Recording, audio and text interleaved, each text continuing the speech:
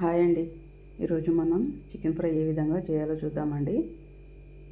చాలా సింపుల్గా అండ్ చాలా టేస్టీగా చేసే చికెన్ ఫ్రై మనం ఈరోజు చేయబోతున్నాము. దానికోసం ఒక 3-4 ఉల్లిపాయలు తీసుకొని వాటిని ఫ్రెష్గా కడిగి సన్నని ముక్కలుగా కట్ చేసి పెట్టుకోవాలండి. ఇలా ఉల్లిపాయలు సన్నని ముక్కలుగా కట్ చేయడం వలన చాలా త్వరగా మగ్గిపోతాయండి. వీటితో పాటు 2 మీడియం సైజ్ టమాటాలు కూడా తీసుకొని వాటిని కూడా సన్నని ముక్కలుగా కట్ చేసుకోవాలండి. ఈ విధంగా ఉల్లిపాయలు టమాటో ముక్కలు సన్నగా కట్ చేయడం వలన త్వరగా మగ్గడమే కాకుండా కూర కూడా చాలా టేస్టీగా అండ్ థిక్గా వచ్చేస్తుందండి. అదేవిధంగా కొంచెం పుదీనా కొత్తిమీర కూడా తీసుకొని కరివేపాకు తీసుకొని వాటిని ఫ్రెష్గా కడిగి పుదీనా కొత్తిమీరను కూడా సన్నగా కట్ చేసి పెట్టుకోవాలండి. ఈ విధంగా టమాటాలు ఉల్లిగడ్డలు పుదీనా కొత్తిమీర కరివేపాకు సిద్ధం చేసి పెట్టుకున్న తర్వాత స్టవ్ పైన కడాయి పెట్టి ఒక 2-3 టేబుల్ స్పూన్ల ఆయిల్ వేసి దాంట్లో బిర్యానీ స్పైసెస్ అన్నీ వేయాలి. దాంట్లోకి సన్నగా కట్ చేసి పెట్టుకున్న ఉల్లిగడ్డలు కూడా వేసేసి కలపాలండి. అలా మగ్గుతున్న ఉల్లిగడ్డలోకి కొద్దిగా పసుపు కొద్దిగా ఉప్పు వేసి కలపాలి. ఇప్పుడు దాంట్లోకి ఒక టేబుల్ స్పూన్ ఫ్రెష్గా నూరి పెట్టుకున్న అల్లం వెల్లిగడ్డ కూడా వేయాలండి.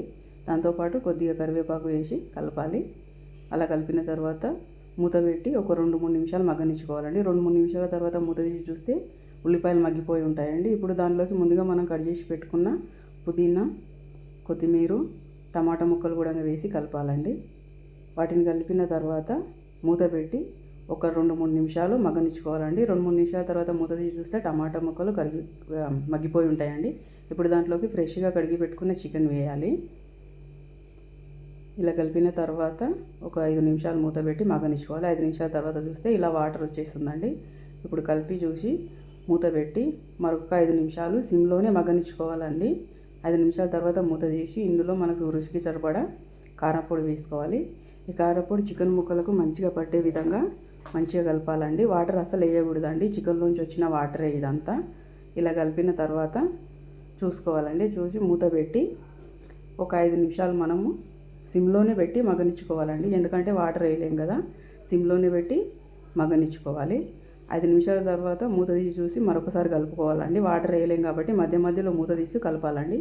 మూత పెట్టి మళ్ళీ 2 నిమిషాలు మగ్గనిచ్చుకున్న తర్వాత మూత తీసి చూస్తే మనకి చిక్కటి గ్రేవీతో కూడిన చికెన్ అనేది రెడీ అయిపోతుందండి. ముక్క ఉడికిందో లేదో చూసుకొని మరొక 2 నిమిషాలు మూత పెట్టి ఉడికించుకోవాలి. చూస్తున్నారు కదా, చాలా కమ్మనైన చికెన్ రెడీ అయింది. ఈ చికెన్ మనం చపాతీ లేదా రైస్లోకి కూడా తినొచ్చండి. మీకు నచ్చినట్టయితే ఒకసారి ట్రై చేయండి. చాలా సింపుల్గా ఉంటుంది. ట్రై చేసి నచ్చితే నాకు కామెంట్ చేయండి.